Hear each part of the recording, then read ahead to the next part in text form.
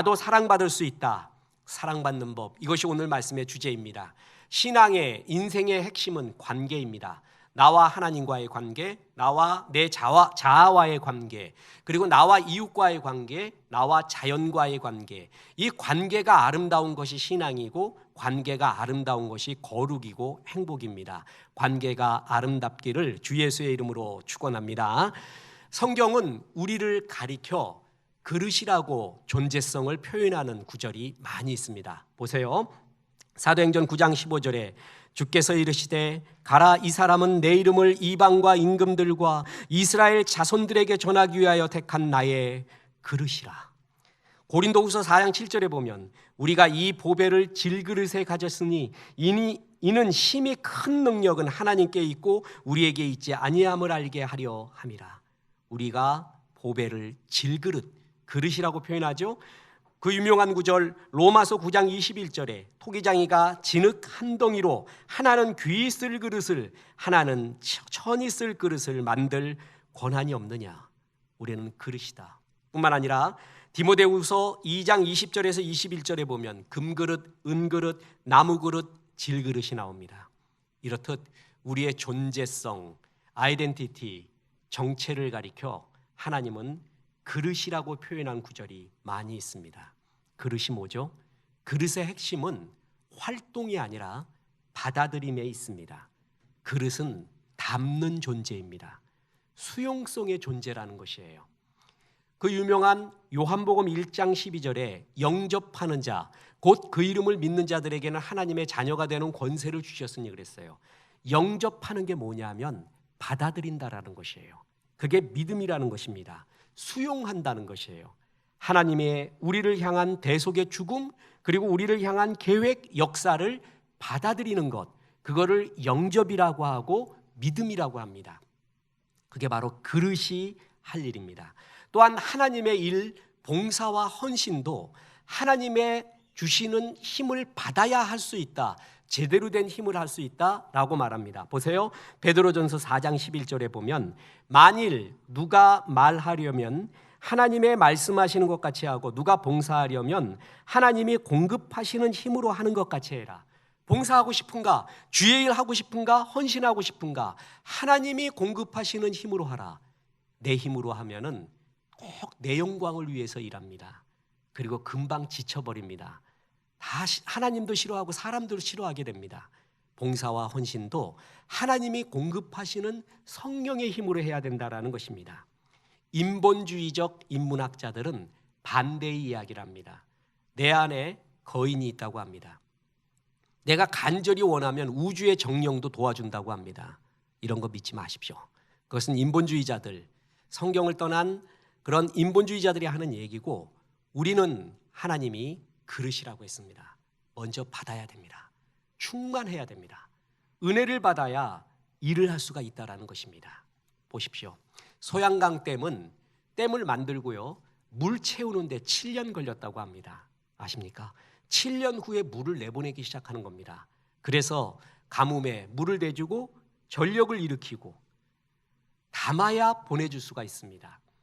교회사를 보면, 성경을 보면 하나님 앞에서 크게 쓰임받는 사람의 공통적인 점이 있는데 먼저 은혜를 충만히 받았다라는 것입니다. 그렇습니다. 백문일답이라는 말이 있습니다. 천문일답, 만문일답. 인생은 만 가지, 천 가지, 백 가지의 질문의 연속입니다. 거기에 한 가지 대답이 있는데 그것은 예수입니다. 그리고 모든 고난을 헤쳐나가는 첫 번째 길이 있는데 내가 먼저 은혜 받는 것입니다. 내 자녀를 위하고 싶어요? 내 어머니를 위하고 싶어요? 내 동력자를 원하고 싶어요? 제일 먼저 걔가 잘 되는 게 아니에요. 내가 먼저 은혜 받는 거예요. 내가 저수지가 되는 거예요. 기도의 엄마가 되고 내가 충만한 사람이 되는 거예요. 그래야 자녀에까지 하나님의 그 충만한 은혜가 흘러가게 되는 것입니다. 내가 삐쩍 말라 있어요.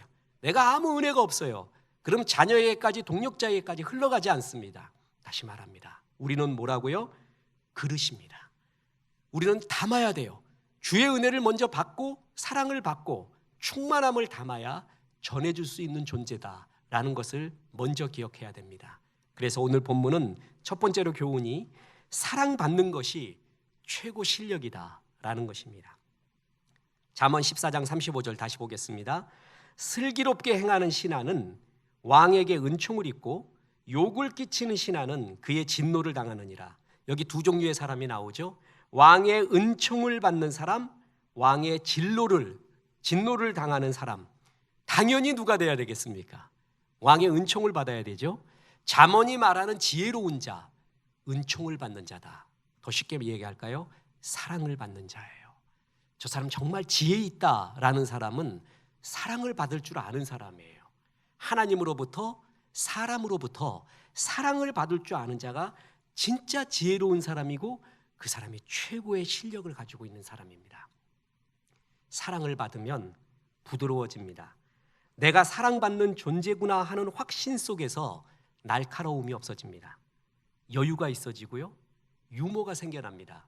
특히 사랑받는 자의 최고의 실력 중에 하나가 위기 극복 능력이 뛰어납니다. 이런 사람이다 보니까 사람들이 그를 다 좋아합니다. 그래서 대인관계가 좋아지는 거예요. 반대해 보세요. 여유가 없어요. 유머도 하나도 없어요. 늘 빡빡해요. 얼굴에 항상 세상죄를 짊어지고 가는 하나님의 어린 양처럼. 그건 예수님이 해야 될 일인데 내 얼굴이 항상 십자가예요. 항상 불만이 있고 불평이 있습니다. 위기 때는 난리를 부립니다. 그래갖고 여러 사람 피곤하게 만들어버려요. 이런 사람 누가 좋아하겠습니까? 하나님께 은혜가 있는 사람, 사랑받는 은혜가 있는 사람이 사람들도 좋아하는 것입니다. 기초공사를 보면 그 건물이 몇 층이 될런지 짐작을 할 수 있습니다. 여러분 코엑스 건너편에 옛날 한전 빌딩 아시죠? 거기 지금 공사하고 있는 거 아시죠? 지금 몇 년째 하고 있는데 지금까지 하고 있는 게 뭔지 아십니까? 지하를 파고 있습니다. 아직도 지하 파고 있습니다. 제 생각에 더 팝니다. 몇 년 더 팝니다. 그 다음에 세워질 건물의 크기와 견고함, 넓이를 짐작할 수가 있어요. 지하공사, 기초공사를 얼마나 하는가를 보면 그 건물의 세워짐을 짐작 가능하거든요. 사람도 그렇습니다.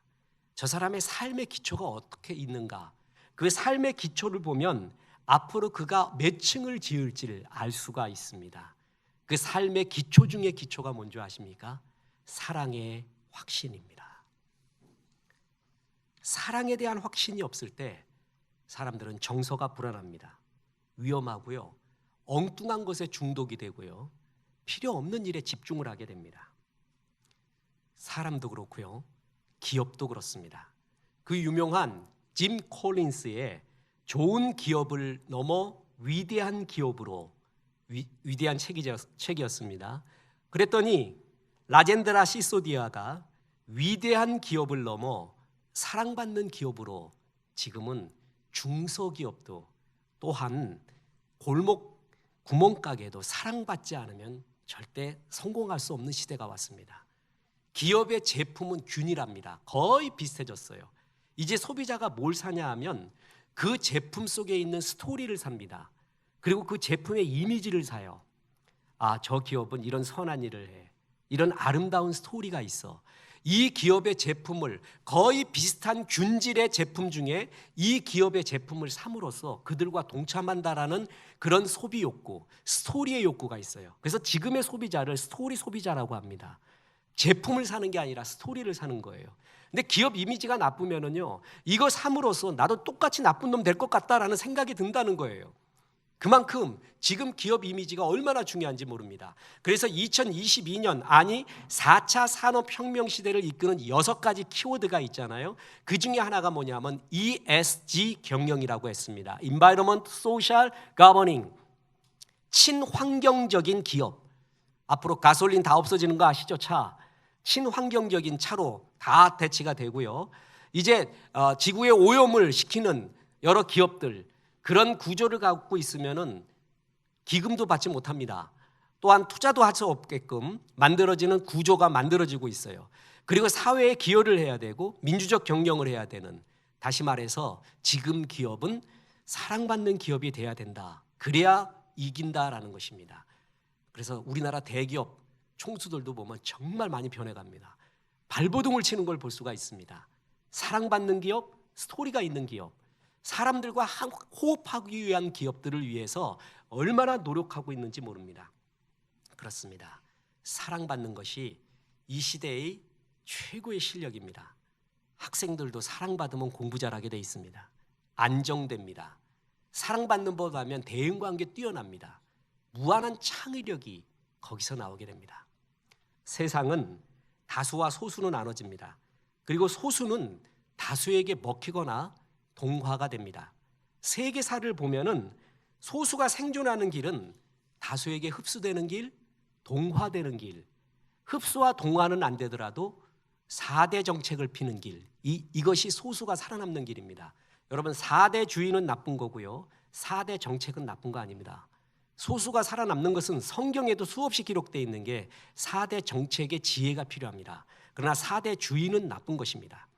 이게 소수가 살아남는 길이거든요. 중국에 소수민족들이 굉장히 많습니다. 중국의 굉장히 뇌관 중에 하나가 뭐냐면, 중국이 수많은 경계를, 나라의 경계를 갖고 있잖아요. 우리나라는 하나야, 그죠? 근데 중국은 대륙으로 수많은 경계를 가지고 있어요. 그 경계 지변에 있는 사람들이 전부 소수민족입니다. 그 소수민족들이 만약에 독립을 이루기 시작한다고 하면, 하나가 독립 이루면 도미노 효과가 일어나가지고 잘못하면 중국 전체가 힘들어질 수도 있다, 그거잖아요. 그중에 최고가 위구르, 중동과 유럽에 가까운 그 굉장히 큰 곳입니다. 그래서 그 독립만큼 무조건 맞고 중국화 하려고 하잖아요. 그럼 한번 묻겠습니다. 정말 소수민족의 연합, 유나이티드 스테이트하고 똑같은 거예요, 미국처럼.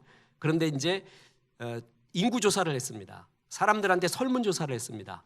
그랬더니 중국의 92%의 사람들이 전부 자기는 한족이라고 합니다. 생김새도 다르고 말도 다른데 한족이래요. 왜냐하면 한족이 지배를 하니까 내가 한족이 아니라고 하면 불이익을 당할 수도 있고 문제가 될 수 있으니까 분명히 자기는 다른 소수민족이에요. 그런데도 조사하면 전부 한족이라고 합니다.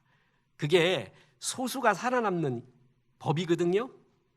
그런데 세계 역사에 소수가 다수를 엎어버린 일이 2번 있습니다. 크게 보면 하나가 유대인입니다. 또 하나가 초기 기독교 공동체입니다.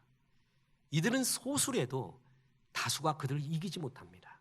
오히려 그들이 그 다수를 동화시켜 갔던 기적적인 역사가 있습니다. 왜 그런 줄 아십니까? 이 유대인과 초기 기독교 공동체의 공통점이 있습니다.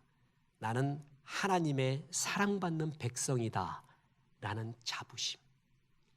그 아이덴티티가 그 막강한 힘이 나오게 된 것입니다. 사랑받는 힘이 이렇게 큽니다. 다윗 다 좋아하지 않습니까?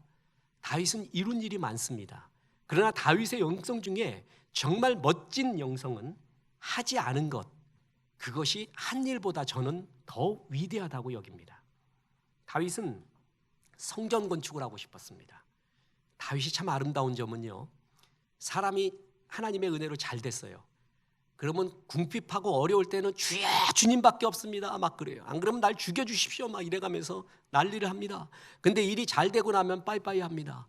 몸에 병이 나왔어요. 그랬더니 주의 은혜로 난 거거든요, 제가 봐도. 그런데 원래 나을 병이었대, 아니면 의사를 잘 만났대, 약을 잘 만났대, 시간 지나면 나을 병이었대.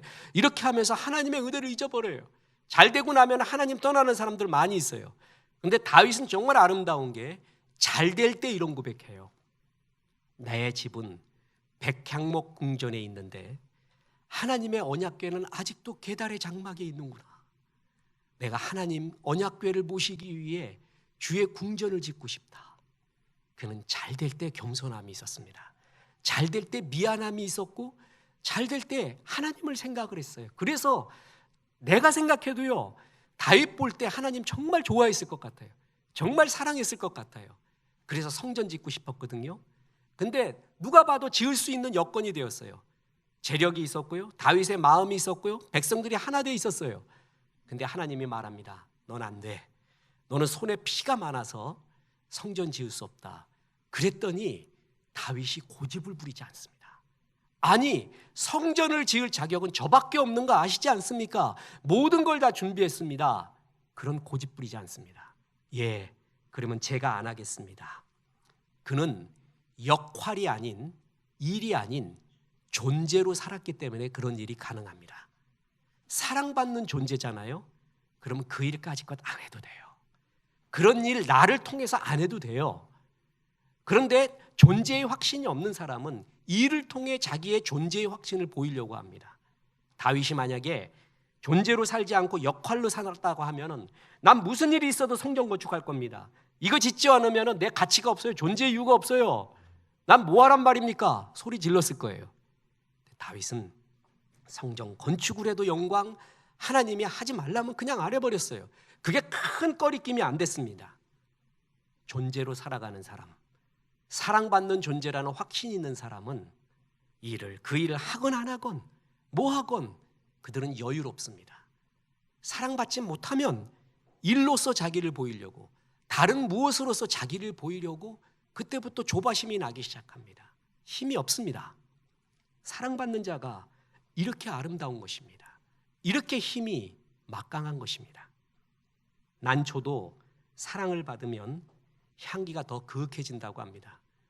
저는 난초 세 포기를 죽인, 난초를 죽이는 은사가 있는 사람입니다.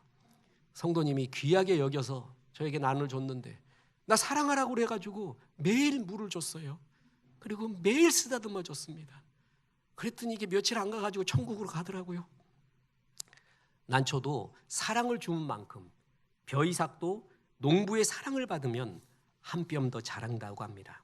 믿음이 뭐냐 하면 내가 누구인지 존재에서 나오는 용기입니다. 자, 하버드 대학의 교수였던 독일의 신학자 폴 틸리히, 누가 이 책 번역하면 참 좋을 것 같습니다. 아직 번역이 안 된 것 같은데 The Courage to Be, 전에 설교에도 소개해드렸습니다. 존재의 용기라는 책입니다. The Courage to Be. 믿음은 존재, 사랑받는 존재라는 것에서 나오는 용기라는 것이에요. 다윗의 모든 용기의 힘, 그것은 뭐냐면 골리앗 앞에 나갈 수 있는 힘이 뭔지 아세요? 나는 만군의 여호와가 함께하고 있다라는 존재에서 나오는 용기라는 거예요. 다윗이 성전 건축을 하지 마라 라고 할 때도 하나님 서운해하지 않고 예 그러지요, 나는 땔감 만드는 존재지요 하고 스톱할 줄 알았던 힘, 하나님의 사랑을 받고 있다는 존재에서 나오는 힘 때문에 낮아짐이 가능했다라는 것입니다. 보십시오. 다윗은 땔감을 만들어요. 그 땔감에 불을 붙인 게 누구예요? 솔로몬이에요. 그 불을 쬐고 있는 게 우리예요. 어떤 사람은 땔감 만드는 사람으로 불렀습니다. 어떤 사람은 불 붙이는 사람으로 불렀고요. 어떤 사람은 불 쬐는 사람이에요. 제일 복된 사람은 땔감 만드는 사람입니다. 근데 불 쬐고 있는 거죠. 우리도 선진들의 믿음, 선교사님들, 수많은 순교, 우리의 믿음의 선조들의 믿음의 불을 우리가 쬐고 있는 중입니다. 이 빚을 갚아야 되는 거예요. 복음을 전하며 북녘 땅에 전하고 전 세계에 복음 전하면서 이 불을 전할 사명이, 불 붙은 우리들이 전할 사명이 있는 거죠. 다윗은 내가 불을 쬐는 사람이 되든 불을 붙이는 사람이 되건 땔감 모으는 사람이 되건 별 관심 없습니다. 주의 영광을 위해서라면 어떤 일을 하겠습니다. 중요하지 않은 일이라도 하겠습니다. 존재에서, 사랑받는 존재에서 나오는 용기, 여유로움, 그리고 넉넉함, 그래서 사랑받는 것이 최고의 실력입니다. 우리 젊은이들, 직장생활 시작하는 사람들, 내 능력 중요하지만요, 사랑받는 법부터 배우는 게 정말 중요합니다. 이건 사회생활 해보면 해볼수록 압니다. 사랑받지 못하면 아무리 능력 뛰어나도요, 아무 소용이 없는 짓입니다. 자, 두 번째 교훈이 있습니다. 그러면 사랑받기 위해서는 어떤 일을 해야 되는가? 따르는 법을 배우라는 것입니다. 따를 줄 아는 법을 배우는 것. 내 정신 모드, 삶의 모드를 먼저 누구를 따르는 법을 배워야 됩니다. 자, 오늘 본문 다시 잠언 14장 35절 보십시오. 슬기롭게 행하는 신하는 왕에게 은총을 입고 욕을 끼치는 신하는 그의 진노를 당하느니라. 여기서 슬기롭게 행하는 신하는 왕의 은총을 입고 사랑을 입고 그랬잖아요. 이 사람 분명히 잘 됩니다. 슬기롭게 행하는 신하, 왕을 따르는 법을 아는 신하입니다. 왕의 마음을 흡족하게 하고 왕의 추구하는 핵심 가치가 뭔지를 알고요, 따라줄 줄 알아야 돼요. 처음에 따라줄 줄 알아야 나중에 다스리는 법을 압니다. 신하 중에 최악의 신하, 왕보다 자기가 더 빛나려는 신하 있으면 왕이 내버려 두겠습니까? 삼국지 연희, 나관중이 쓴 삼국지 소설에 보면은요, 천하의 두 인재가 만납니다. 하나는 조조요, 또 하나는 유비였습니다. 조조가 그때 제일 막강했죠. 유비, 이 사람이 어떤 인물인가, 내 라이벌이 될 만한가, 어떤가 살펴보려고 같이 밥을 먹습니다. 그러면서 이런 말합니다. 천하에 두 인재가 있으니 하나는 나요, 하나는 당신이네, 이렇게 말합니다. 그때 벼락이 칩니다. 그랬더니 유비가 깜짝 놀래갖고 밥 먹다가 숟가락, 젓가락 다 떨어뜨립니다. 벌벌 떱니다. 조조가 그걸 보고 흐뭇하게 웃습니다. 요놈은 살려줘도 되겠다. 라이벌 아닌 것 같다. 유비가 일부러 떨어뜨린 거죠. 그는 낮아지는 법을 알았어요. 자기가 죽는 법을 알았어요. 2인자가 먼저 되는 법을 알았어요. 그래서 1인자가 될 수 있는 거예요. 따르는 법을 모르잖아요. 그러면은 결코 다스리는 법을 모르게 되는 겁니다. 영적인 거장이 되기 위해서는 먼저 팔로워, 따르는 법을 알아야 됩니다. 그래서 성경에는 수없이 하나님의 믿음의 사람들을 세우기 전에 수없이 그들을 제2인자로 만들어 버립니다. 그게 대표적인 게 여호수아입니다. 여호수아는 모세의 수종으로 시작을 합니다. 가나안 시대의 새로운 영웅, 새로운 시스템의 지도자가 여호수아였거든요. 그를 훈련시키는 방법이 모세의 수종으로서 40년 동안 일하게 합니다. 2인자가 뭔지를 배우게 해요. 따르는 법을 배우게 해요. 그 다음에 다스리는 법, 이끄는 법을 배우게 한 겁니다. 요셉 마찬가지입니다. 그도 애굽의 바로 아래에서 훌륭한 2인자로 역할을 감당하게 됩니다. 그 훈련 받아요. 나를 죽이는 법, 따르는 법. 다윗 또한 그렇습니다. 다윗의 광야 생활은 온전히 사울 때문입니다. 사울 왕 때문이에요. 왕 같지 않은 왕이에요. 왕 같지 않은 왕을 대할 때 어떻게 해야 되는가, 그걸 배운 게 다윗의 광야 생활이었습니다. 그는 그 가운데서도 하나님이 세워준 권위를 절대 넘어서지 않습니다. 그 선을 넘지 않아요. 끝까지 그 권위를 존중하며 그 왕 같지 않은 왕을 따르는 법, 그 가운데 2인자로 있는 법을 그가 배운 거예요. 그래서 다윗이에요. 뿐만 아닙니다.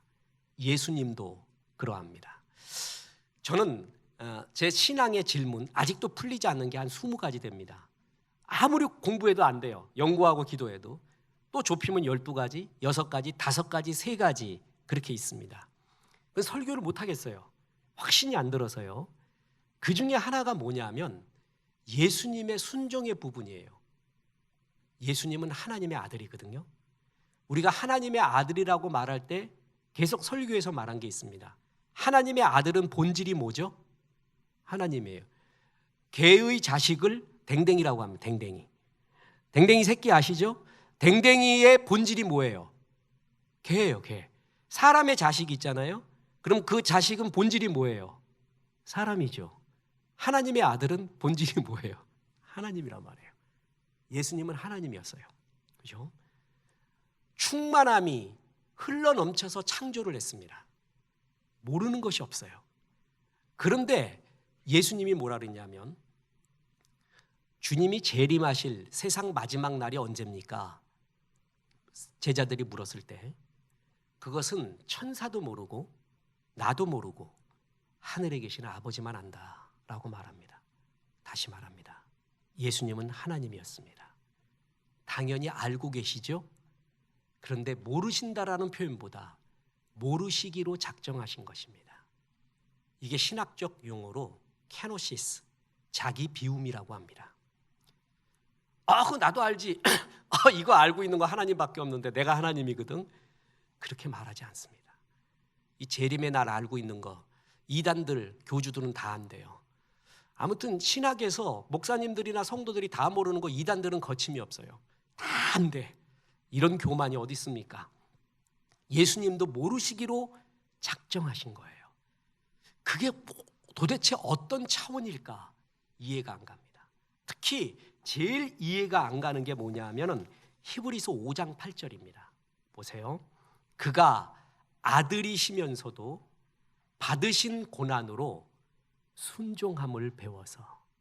아들, 더 쉽게 이해할까요? 그는 하나님이었어요. 그런데 고난으로 뭘 배웠다고요? 순종을 배웠어요.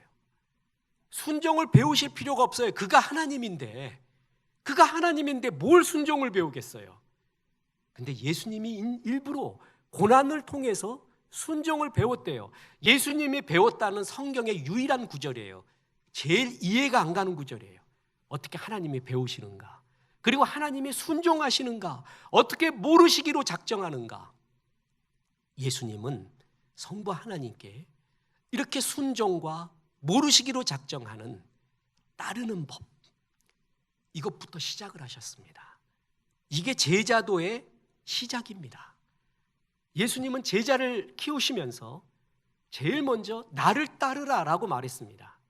그리고 당신이 따르는 법의 본을 보여주신 거예요. 자, 보세요. 마태복음 4장 19절 말씀하시되 나를 따라오라. 내가 너희를 사람 낚는 어부가 되게 하리라 하시니, 사람 낚는 어부, 역사를 일으키는 사람, 그 전에 예수를 먼저 따라야 돼요. 제자는 따르는 사람이에요.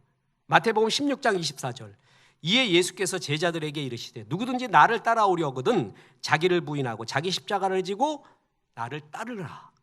제자는 먼저 따르는 존재거든요. 예수님이 이렇게 리더가 되라는 것은 구절은 직접적으로 하신 말씀이 없습니다. 그러나 따르는 자가 되라고 먼저 말합니다.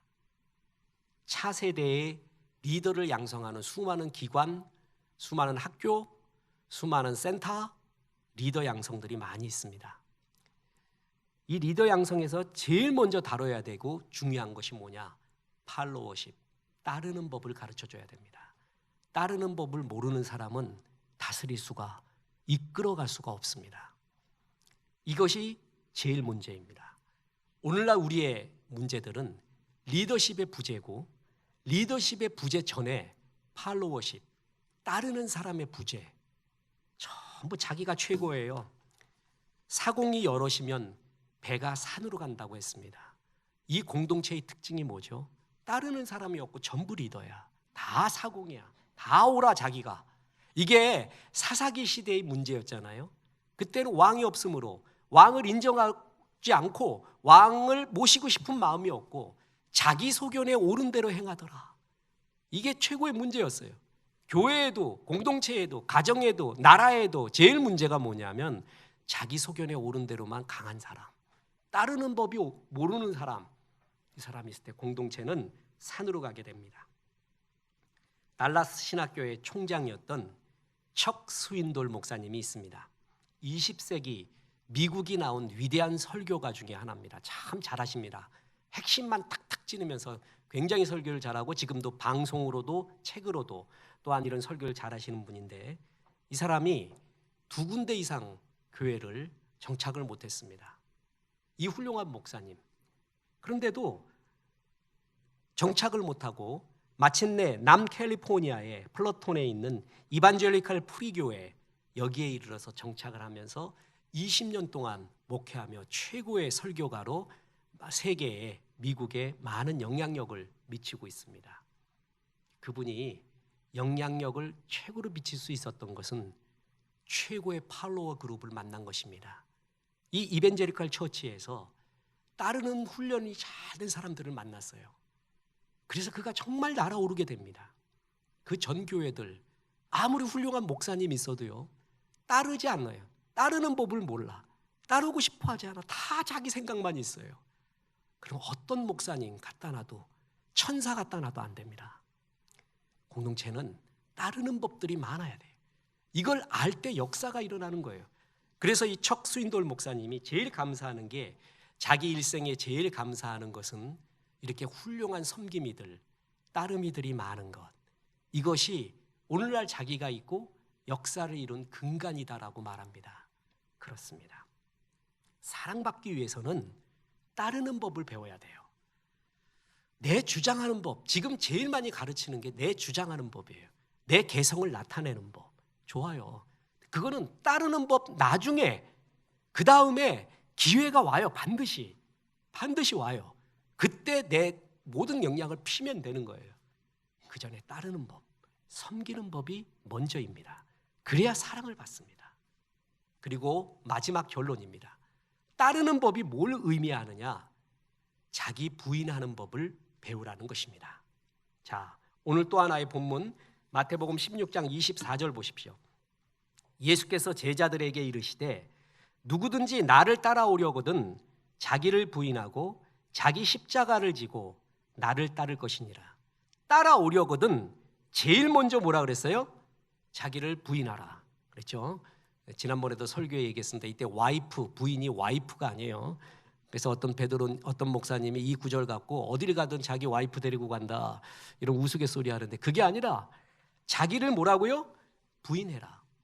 이거를 다른 말로 하면은 자기 생각을 부인, 바울적 표현에 의하면 자기 의를 부인, 자아를 깨고 에고를 부인해야 돼요. 이것이 제자도의 첫 번째입니다. 첫 번째. 어떤 일을 하기 전에 그 존재가 확립돼야 되는 첫 번째가 뭐냐 하면 자기 부인. 바로 이런 사람을 하나님이 좋아합니다. 하나님이 쓰고요. 사람들도 이 사람을 좋아합니다. 자, 보세요. 지금 마태복음 16장 24절이잖아요. 저는 어려운 거 안 묻는다 그랬죠. 24절 전에 뭐가 있어요? 23절. 그 전에 22절, 그 전에는 21절. 여러분은 주의 일을 할 수 있는 충분한 지성이 있습니다. 그러니까 염려하지 말고 주의 일을 할 수가 있어요.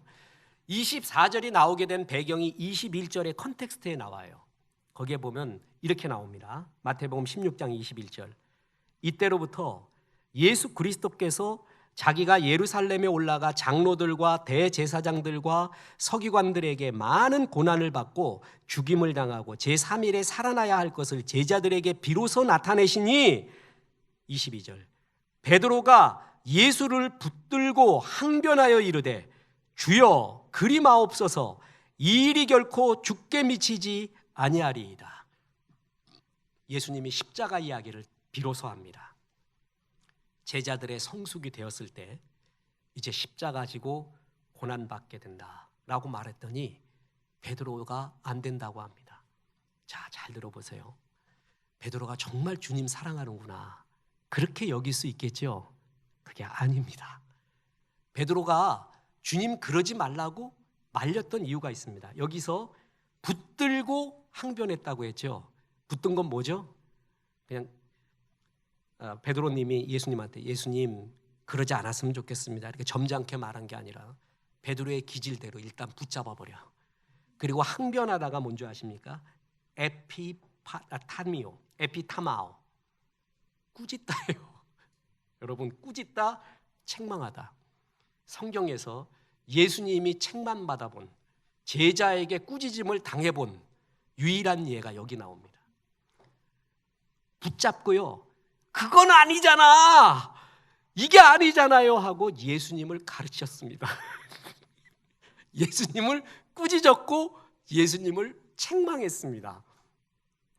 예수님 십자가에 죽으신다는 게 너무 가슴 아파서 한 얘기가 아니라는 거예요. 꾸짖어요. 책망을 합니다. 교만해지면 나타나는 현상이 뭔지 아십니까? 아주 공통점이 있습니다. 옳지 않은 분노가 일어납니다. 자기는 의를 위한 분노래요. 하나님을 위한 분노래요. 그렇지 않습니다. 분노하는데 옳지 않은 분노를 막 내요. 이 베드로 분노를 내기 시작해요. 그것도 말로만 하는 게 아니라 막 꾸짖고 예수님 붙잡고 예수님 막 정신도 없었을 거예요. 그때 그렇게 말합니다. 베드로는요 자기 뜻이 있었습니다. 그것은 고난이 없는 영광, 십자가 없는 부활, 그게 자기 뜻이었어요.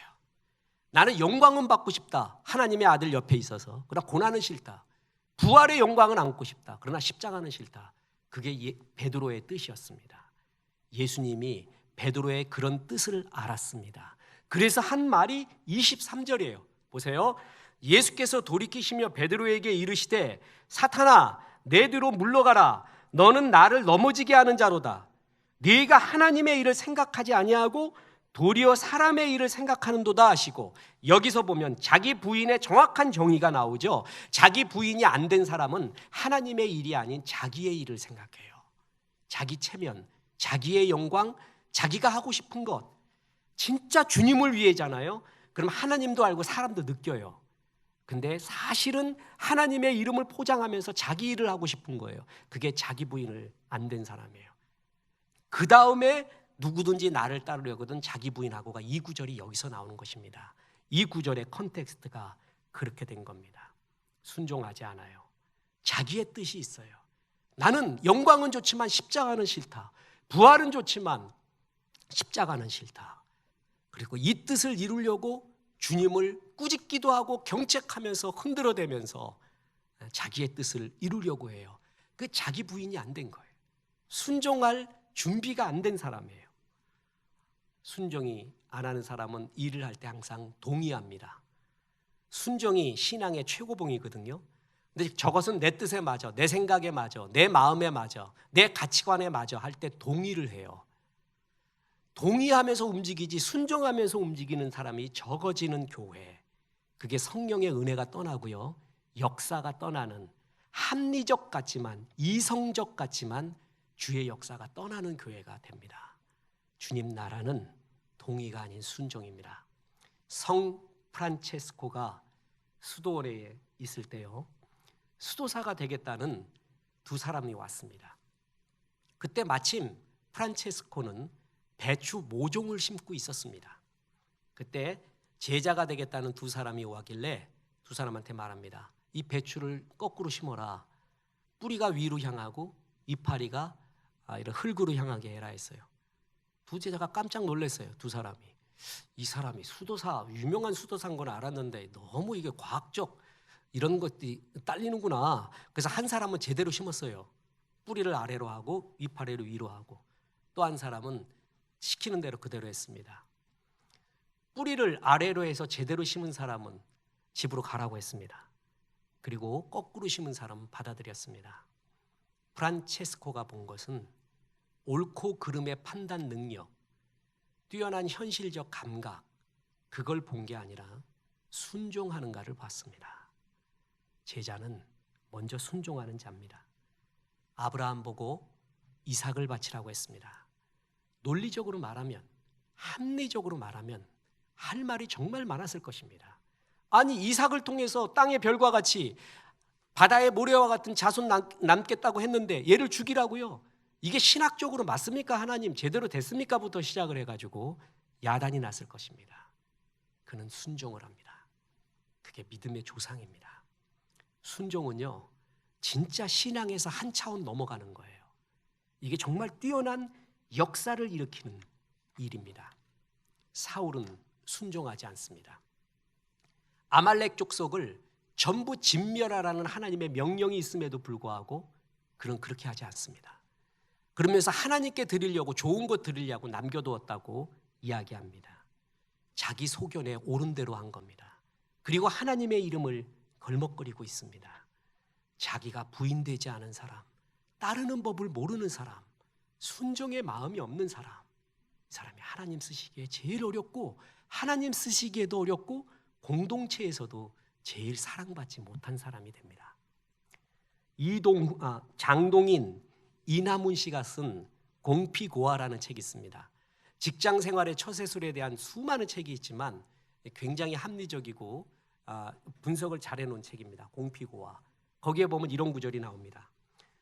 똑똑하다고 자부하는 직장인들은 대부분 다음과 같은 4가지 특성을 가지고 있다. 똑똑하다고 하는 직장인들이 대체로 부족한 것, 관계지능. 똑똑하다고 하는 직장인들이 대체로 많이 가지고 있는 것, 자존심. 똑똑하다고 하는 직장인들이 대체로 뛰어난 것, 일의 전문성. 똑똑하다고 하는 직장인들이 대체로 못하는 것, 상사 앞에서 딸랑거리는 것. 그리고 딸랑거리는 사람을 정치꾼으로 몰아세운다. 여러분, 딸랑거리는 직원과 충성스러운 직원은 비슷합니다. 그런데 결정적인 차이가 뭔지 아십니까? 진정성이 있는가. 진정성이 있을 때는 딸랑거리냐 아닙니다. 충성입니다. 이 딸랑거림을 죽어도 못하는 후배 하나가 있었습니다. 뛰어난 후배였어요. 공부도 잘했고 대기업에 들어가서 있었던 친구가 있었습니다. 근데 형님, 나는 제일 못하는 게 딸랑거림이라 그랬어요. 그래, 딸랑거리지 마라, 충성해라 그랬어요. 딸랑거리지 말고 충성해라. 그게 차이가 뭐냐요? 진정성이 있을 때는 충성이고요, 안 그럴 때는 딸랑거림이 됩니다. 그럼 충성은 어떻게 나옵니까? 그러니까 딸랑거림으로 훈련을 해라. 내가 이렇게 얘기했어요. 얘는 죽어도 못해. 그러더니 결국 거기서 나왔습니다. 나오게 되었어요. 자기가 회사를 차렸습니다.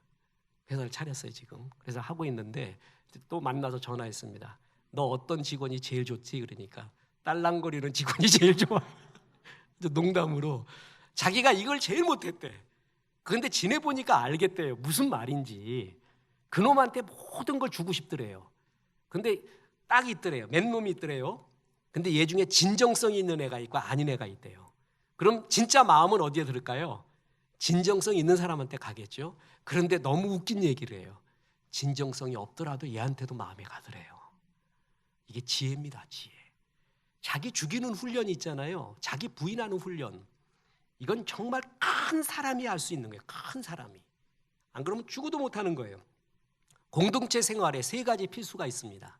하나는 인격, 하나는 전문성, 또 하나는 관계성입니다. 이 중에 관계성은 스스로 낮아지는 겸손함이 없으면 절대 이룰 수가 없습니다. 다 싫어합니다. 나는 의인이고 저들은 악인이라는 생각을 갖고 있으면 절대 관계성을 못 이룹니다. 책 중에 이런 책이 있어요.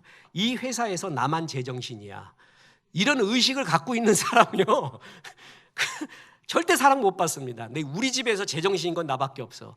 이 교회에서 제정신 제대로 보는 건 나밖에 없어. 이 나라에서 제정신인 건 나밖에 없어. 그 사람은 우주 밖으로 보내버려야 돼요. 그 사람만 제정신이 아닌 사람이에요. 이런 의식을 갖고 있으면 하나님도 알고 사람도 알아요. 그 사람 관계성 무너지고 사랑받지 못합니다. 늘 그래서 하나님은 남들을 나보다 낮게 여겨라. 겸손해라. 내가 뛰어나고 다 보고 있다라고 생각하지 마라. 내가 다 아는 것 같지만 절대 아는 거 아닙니다. 우리가 아는 것은 부분적으로 알고 부분적으로 느끼는 것이죠. 내 주변의 사람들의 의견을 아는 거지 전체를 보는 게 아니란 말이에요. 내가 관계하는 사람들의 의견을 알 뿐이지 전체를 아는 건 또 아니거든요. 그러니까 잘 봐야 된다라는 것입니다. 항상 이런 면에서 겸손함을 가져야 된다라는 것입니다. 헨리 나우엔이 뜨거운 마음으로라는 좋은 책 썼습니다. 좋은 책입니다. 이 책의 특징이 뭐냐면 부서짐의 영성이에요. 부서진 흙만이 물을 받아들이고 씨가 자라 열매를 맺을 수 있게 한다는 거예요. 하나님은 부서진 사람을 쓴다라는 것입니다. 소금이 빛과 소금이라고 했는데 소금이 맛을 내려면 소금이 풀어져야 됩니다. 곰탕 설렁탕에 소금을 집어넣는데 이놈이 가만히 있어. 죽어도 안 풀어져. 그것처럼 고역이 어디 있습니까? 맛이 안 내요. 맛은 자기가 풀어져야 돼요. 비누는 자기 몸이 녹여져야 거품이 나면서 사람을 씻기게 됩니다. 녹여지지 않는 사람, 풀어지지 않는 사람. 그래서 딱딱한 땅이 있습니다. 이 딱딱한 땅은 하나님이 쟁기질을 합니다. 그래서 부드럽게 해요. 물을 받아들이고 씨앗을 받아들일 수 있는 부드러운 흙으로 만들어요. 그게 바로 고난입니다. 고난의 역할이 바로 그렇습니다. 저는 참 고난받는 성도 중에 아름다운 분이 너무 많습니다. 그분의 기도, 그분의 찬송, 그분의 모습을 보면 진짜 눈물이 나와요. 우리가 일부 예배에 우리 새 등록 성도들, 초신자들도 일부에 대표 기도를 세우잖아요. 들어보세요. 정말 감동적인 게 많아요. 특히 우리 탈북해서 와서 우리 교회 신앙생활하는 어떤 분이 기도를 하는데 이래요. 하나님, 자유 대한민국에 와서 이 자유가 좋고 하나님 알게 된 것이 좋습니다 그러는데 그냥 말할 수 없는 감동이 일어나요. 그냥 그 자체가 내 1년치의 감동적인 설교를 들은 것 같았어요. 온몸에 전율이 일어나요. 하나님 우리 교회를 사랑하시는구나. 하나님 그래서 이 영혼이 이런 데서 은혜를 받아서 이런 역할을 하는구나. 그게 진짜 자기가 부서진 사람이 주님 바라보며 고백하는 기도와 찬양과 얘기 있잖아요. 느껴져요. 그렇게 좋을 수가 없습니다. 하나님이 좋아하고 사람이 좋아합니다. 히브리서 5장 8절 그가 아들이시면서도 받으신 고난으로 순종함을 배워서 예수님도 고난 통해 순종을 배웁니다. 땅을 부드럽게 합니다. 딱딱해지고 교만한 내 마음을 고난을 통해서 부드러운 흙으로 만들어 주시는 거예요. 그래서 사람들을 다 사랑할 수 있는 섬김의 마음, 그 마음이 들 때 사람들도 그를 좋아합니다. 오늘도 하나님의 은혜는 소낙비처럼 내리고 있습니다. 우리는 그릇이라고 했습니다. 그릇이 이만하면 얼마나 좋을까요? 그러면 은혜를 그만큼 담아서 그 은혜를 나눠줄 수가 있어요. 내 그릇이 왜는 그냥 에스프레소 간장 종지만 해요. 그러니까 고난은 그걸 넓히는 거예요. 고난은 내 그릇을 넓히는 거예요. 크게 하는 거거든요. 요맨이에요. 근데 그릇이 있긴 있는데 이것이 거꾸로 들고 있네. 다 새나가요. 하나님은 우리를 그릇, 너는 먼저 은혜를 받아라. 주님의 사랑을 받아라. 그래서 그 물을 나눠줘라라고 합니다. 신앙의 시작, 대인관계의 시작은 사랑받는 거에서 시작합니다. 나는 그거 안 받아도 돼. 그 얘기는 뭔지 아십니까? 성령 없이도 신앙생활 할 수 있어. 사랑 없이도 돼. 말씀 없이도 부흥돼. 이거와 똑같은 얘기예요. 사랑은 절대 포기해서는 안 됩니다. 절대 포기하지 말고 죽을 때까지 성화, 죽을 때까지 그 법을 배워가야 돼요. 그래서 따르고 섬길 줄 알고 겸손할 줄 알고, 그때서야 그 사람이 그대에게 가면은 많은 영혼을 이끌 그대의 그릇이 됐구나 할 때 많은 영혼을 보내주게 될 것입니다. 그렇습니다. 사랑받는 법, 따르고 자기 부인을 할 줄 알 때 하나님과 사람 앞에 사랑받고 많은 영혼을 주 앞으로 인도하는 능력의 종이 됩니다. 이런 존재성, 하나님의 사랑 많이 받아서 다윗처럼 넘쳐나는 기계가 있고, 하나님이 스톱하라고 하면 마음껏 낮아지고, 난 사랑받는 존재니까 가지껏 이거 하건 안 하건, 이 존재의 용기가 가득 차고 넉넉하고 많은 영혼을 주 앞으로 인도하는 귀한 종들 되기를 주 예수의 이름으로 축원합니다. 우리 주님 날마다 더 사랑하겠습니다. 찬송합니다. 내 구주 예수를 더욱 사랑.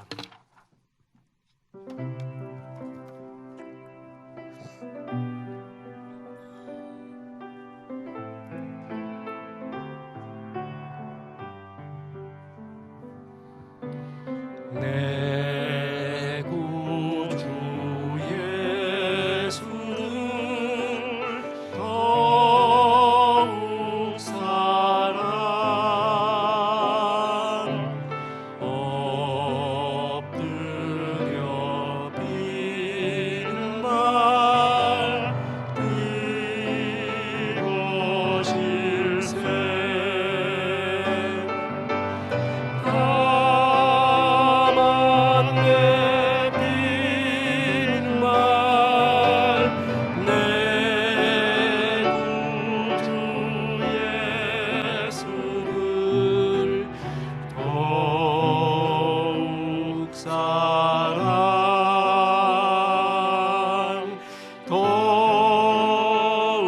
이전엔 세상나 기뻤어도,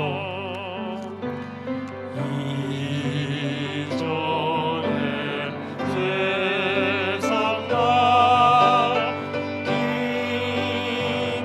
기뻤어도, 지금 내 기쁨은 오직 예수. 다만 내빈 말, 내 구주 예수를 더욱 사랑, 더욱 사랑.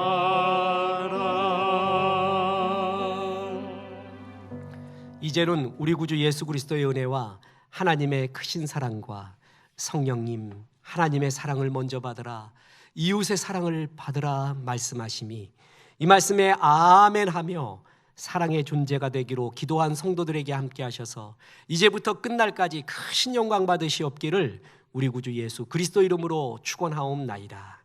아멘.